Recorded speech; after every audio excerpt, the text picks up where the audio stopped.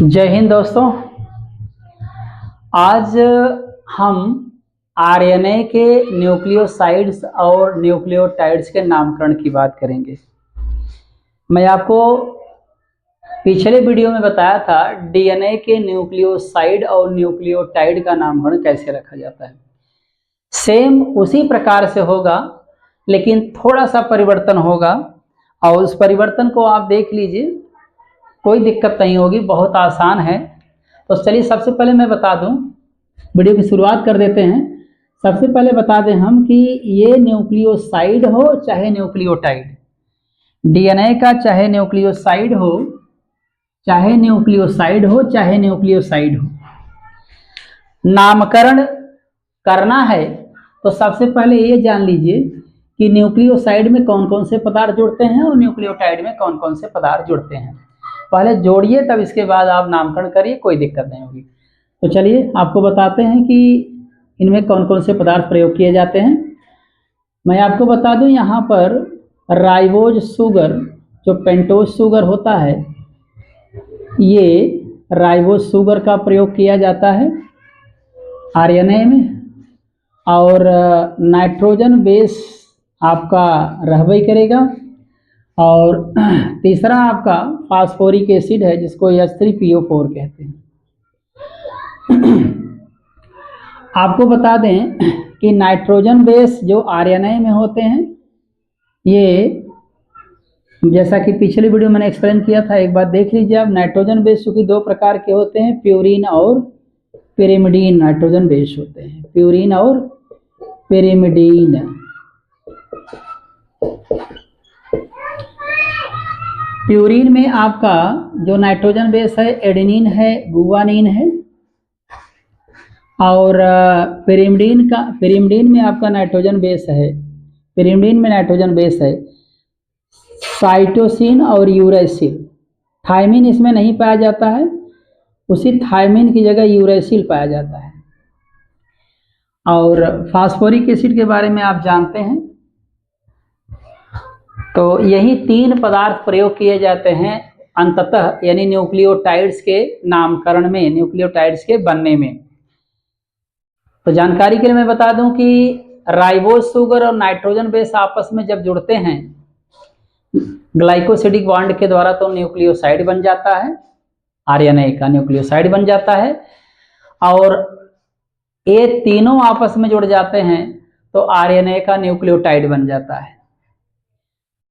पहले ribose sugar के carbon number 1 से नाइट्रोजन बेस आपका ग्लाइकोसिडिक बॉन्ड के माध्यम से जुड़ करके आरएनए का न्यूक्लियोटाइड बनाएगा, एक मॉलिक्यूल।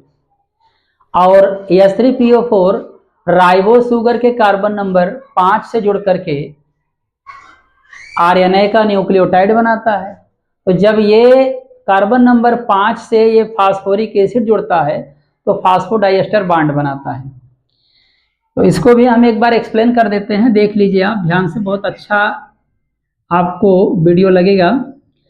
ये मान लीजिए आपका पेंटोज शुगर है, राइबोज, पेंटोज शुगर है राइबोज। यहाँ पर आपका ऑक्सीजन लगा रहेगा, बाकी सब जगह कार्बन, जैसा कि पीछे वीडियो मैंने बताया है। और यहाँ पर 4 बांड कर लीजिए आप, 4 बांड करना ही पड़ेगा आपको। 4 बांड यहाँ पर कर लीजिए। इसके बाद कार्बन नंबर 5 है। तो नामकरण की बात करते हैं।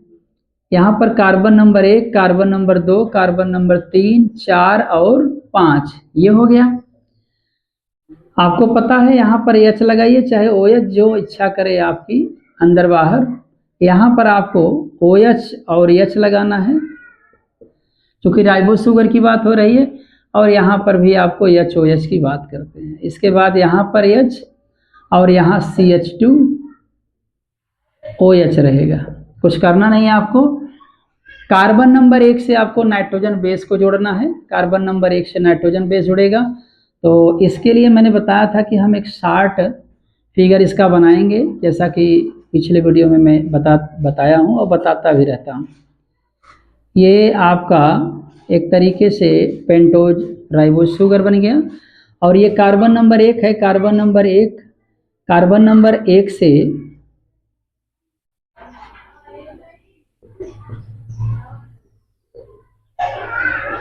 कार्बन नंबर 1 से यहाँ ग्लाइकोसिडिक बॉन्ड के माध्यम से नाइट्रोजन बेस जुड़ जाएगा और जुड़ करके जैसे ही ये नाइट्रोजन बेस ग्लाइकोसिडिक बॉन्ड के माध्यम से कार्बन नंबर 1 राइबोज शुगर के कार्बन नंबर 1 से जुड़ेगा, तो ये जो बनेगा पदार्थ इसका नाम है आरएनए का न्यूक्लियोसाइड। आरएनए का न्यूक्लियोसाइड, तो आरएनए का न्यूक्लियोसाइड बन गया। अगर आप यहाँ पे फास्फोरिक एसिड जोड़ देते हैं, आप यहाँ पर फास्फोरिक एसिड अगर जोड़ देते हैं, फास्फोरिक एसिड अगर आप जोड़ देते हैं तो ये आरएनए का न्यूक्लियोटाइड बन जाएगा। और मैं बताता रहता हूँ, पिछले वीडियो में मैंने बताया था कि ये जो बॉन्ड बना हुआ कार्बन नंबर 5 और ऑक्सीजन के बीच, इसका नाम है फास्फोडाइएस्टर बॉन्ड। तो इसका नाम फास्फोडाइएस्टर बॉन्ड और इसका नाम ग्लाइकोसिडिक बॉन्ड है। ये बन गया आरएनए का एक न्यूक्लियोटाइड। न्यूक्लियोटाइड और न्यूक्लियोसाइड जो मैं बोल रहा हूँ, न्यूक्लियोसाइड अणु है और न्यूक्लियोटाइड भी अणु है। तो एक एक अणुओं के बनाने का तरीका मैं बता रहा हूँ कैसे अणु बनते हैं। आरएनए का न्यूक्लियोसाइड कैसे बनेगा ये मैंने बताया।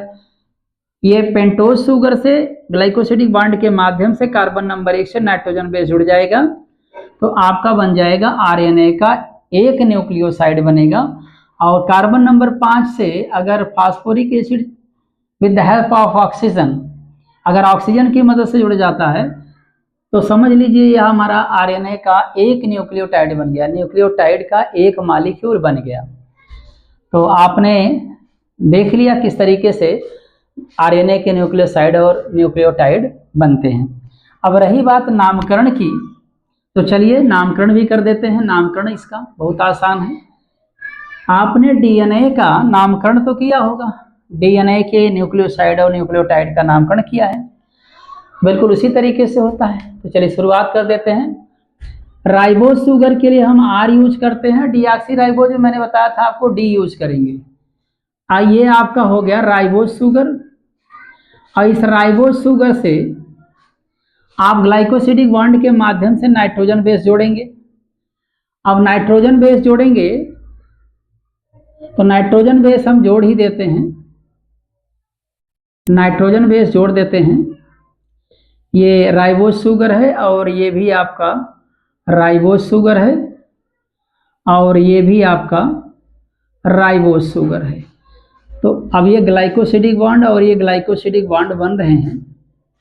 ग्लाइकोसिडिक बॉन्ड के माध्यम से चलिए जोड़ते हैं नाइट्रोजन बेस। इसमें एडेनिन जोड़ देते हैं, इसमें गुआनिन जोड़ देते हैं और इसमें साइटोसिन जोड़ देते हैं और इसमें यूरैसिल जोड़ देते हैं। जो इच्छा हो आप चाहे जहाँ जिसको जोड़ सकते हैं। 4 ही जोड़ना है क्योंकि 4 नाइट्रोजन बेस होती हैं आरएनए के जो नाइट्रोजन बेस होते हैं 4 प्रकार के, एडेनिन, गुआनिन, साइटोसिन और यूरैसिल होता है। आप आगे पीछे लिख सकते हैं, कोई दिक्कत नहीं। अगर आप देखें ये हमारा न्यूक्लियोसाइड बन रहा है, ये न्यूक्लियोसाइड बन रहे हैं। तो जो न्यूक्लियोसाइड बनेंगे उनके नाम क्या होंगे, नामकरण की बात करते हैं। तो ऐसा नाम लेंगे जिससे कि इसका दोनों यहाँ पर नाम रहे। जैसे इसका नाम लेंगे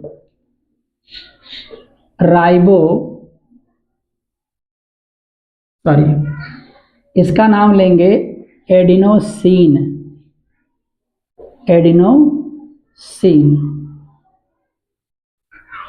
इसका नाम लेंगे गुआनोसिन।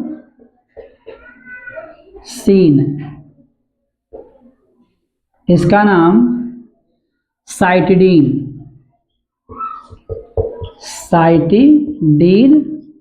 और इसका नाम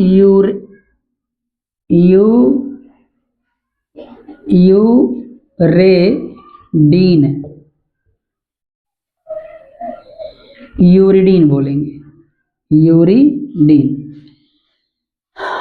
एडेनोसिन, गुआनोसिन, साइटिडीन, यूरिडीन, ये नाम हो गए नाइट्रोजन बेस के आधार पे हमने नाम रख दिया। ये जो बना हुआ यहाँ पर आप देख रहे हैं, ये आरएनए के न्यूक्लियोसाइड के नामकरण की बात हुई। आरएनए का न्यूक्लियोसाइड का नामकरण अगर राइबोस शुगर से एडेनिन जुड़ गया तो एडेनोसिन बन गया, राइबोस शुगर से गुआनिन जुड़ेगा गुआनोसिन बन जाएगा, राइबोस शुगर से साइटोसिन जुड़ेगा तो साइटिडीन बन जाएगा, राइबोस शुगर से यूरैसिल जुड़ेगा तो यूरिडीन बन जाएगा, यूरिडीन बन जाएगा। इस तरीके से ये नाम हो गया आरएनए के न्यूक्लियोसाइड का नाम। 4 प्रकार के आरएनए के न्यूक्लियोसाइड होते हैं। इसी प्रकार से आरएनए के चारों न्यूक्लियोटाइड के नाम यहाँ पर मैं लिखने जा रहा हूँ। कुछ करना नहीं है आपको। अब न्यूक्लियोटाइड की बात कर रहे हैं तो न्यूक्लियोटाइड देख लीजिए, थोड़ा सा आप ध्यान दे लीजिए। न्यूक्लियोटाइड, आरएनए के न्यूक्लियोटाइड की बात कर रहे हैं, आरएनए के न्यूक्लियोटाइड की बात कर रहे हैं। तो कुछ करना नहीं, यहाँ पर फास्फेट आपको जोड़ना है, ग्रुप फास्फेट जोड़ना है, यहाँ पर भी फास्फेट ग्रुप जोड़ना है, यहाँ पर भी आपको फास्फेट ग्रुप जोड़ना है। ये फास्फोरिक एसिड बोले आप फास्फेट ग्रुप बोले एक ही बात है, फास्फेट ग्रुप या फास्फोरिक एसिड बोले एक ही बात है। मैं बताऊं, यहाँ पर ये ग्लाइकोसिडिक बॉन्ड बना है, यहाँ पर फास्फोडाइस्टर बॉन्ड बना है। ऐसे इसमें भी ये फास्फोडाइस्टर फास्फोडाइस्टर फास्फोडाइस्टर बॉन्ड बना है, यहाँ ग्लाइकोसिडिक ग्लाइकोसिडिक ग्लाइकोसिडिक बॉन्ड बना है।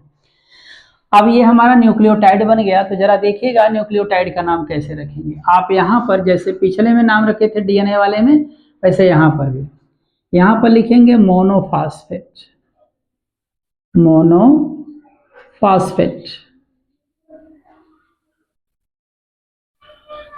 एडेनोसिन मोनोफास्फेट, यहाँ पर भी आप मोनोफास्फेट यूज करेंगे, मोनोफास्फेट।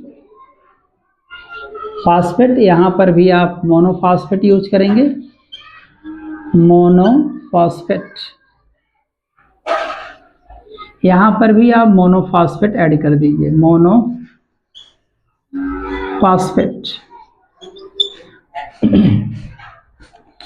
तो आपने देखा कि किस प्रकार से मैंने आरएनए के न्यूक्लियोटाइड का नामकरण कर दिया।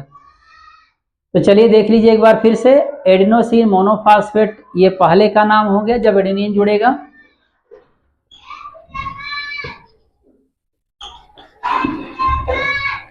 एडेनिन जुड़ेगा तो आप बोलेंगे एडेनोसिन मोनोफास्फेट। गुआनिन जब जुड़ेगा तो गुआनोसिन मोनोफास्फेट। और जब साइटोसिन जुड़ेगा तो साइटिडीन मोनोफास्फेट हो जाएगा। और जब यूरैसिल जुड़ेगा तो यूरिडीन मोनोफास्फेट हो जाएगा। अब थोड़ा सा हम इसके दूसरे नाम की बात कर दें। इसका दूसरा नाम क्या होगा, इसका दूसरा नाम क्या होगा, इसका दूसरा नाम क्या होगा और इसका भी दूसरा नाम क्या होगा। कुछ नहीं, यहाँ पर आपको जैसे मैंने डीएनए में बताया था वैसे यहाँ भी आपको ऐड करना है। आप यहाँ एडिनाइलिक बोलेंगे, एडेनोसिन एडिनाइलिक एसिड। याद रहे, शायद मैंने डीएनए वाले में एसिड नहीं लिखा था, तो आप ध्यान दे लीजिएगा तो वहाँ एसिड भी जोड़ लीजिएगा। जब डीएनए के न्यूक्लियोटाइड के नामकरण की बात किए थे तो यहाँ पर एसिड नहीं लिखे थे, तो आप एसिड लिख लीजिएगा उसमें। और इसका नाम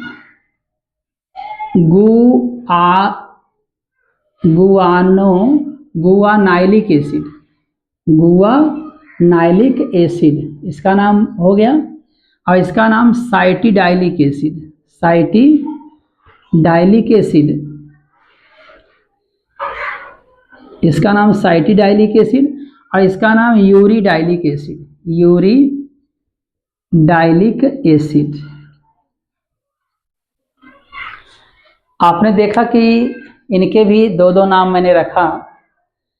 एक बार हम इस पर एक बार पुनः फोकस करते हैं। आरएनए के न्यूक्लियोटाइड का नामकरण कैसे करेंगे और आरएनए के न्यूक्लियोसाइड्स का नामकरण कैसे करेंगे। आरएनए के न्यूक्लियोसाइड में मैंने बताया राइबोस शुगर से एडेनिन जुड़ेगा, ओनली एडेनोसिन। राइबोस शुगर से गुआनिन जुड़ेगा तो गुआनोसिन बनेगा। राइबोस शुगर से साइटोसिन जुड़ेगा, साइटिडीन। राइबोस शुगर से यूरैसिल जुड़ेगा तो यूरिडीन नाम रखा जाएगा। ये न्यूक्लियोसाइड के नामकरण की बात। और न्यूक्लियोटाइड के नामकरण की बात करें तो फास्फेट आप ऐड कर देंगे। बाकी आप देख रहे हैं सेम नाम रहेगा, इसमें मोनोफास्फेट जोड़ना है सब में, मोनोफास्फेट मोनोफास्फेट मोनोफास्फेट। और सबके दूसरे नाम क्या होंगे, इसका दूसरा नाम एडिनाइलिक एसिड, एडेनिन जुड़ने के कारण से, गुआनिन जुड़ने के कारण से गुआनाइलिक एसिड, और साइटोसिन जुड़ने से साइटिडाइलिक एसिड, और यूरेसिल जुड़ने से यूरिडाइलिक एसिड हो गया। तो इस प्रकार से हमने पिछले वीडियो में आपको डीएनए के न्यूक्लियोसाइड और न्यूक्लियोटाइड का नामकरण किया था, और आज हमने आरएनए के न्यूक्लियोसाइड और न्यूक्लियोटाइड के नामकरण किए हैं। उम्मीद करते हैं वीडियो आपको पसंद आया होगा। अगले ऐसे ही वीडियो लेकर हम पुनः आपके सामने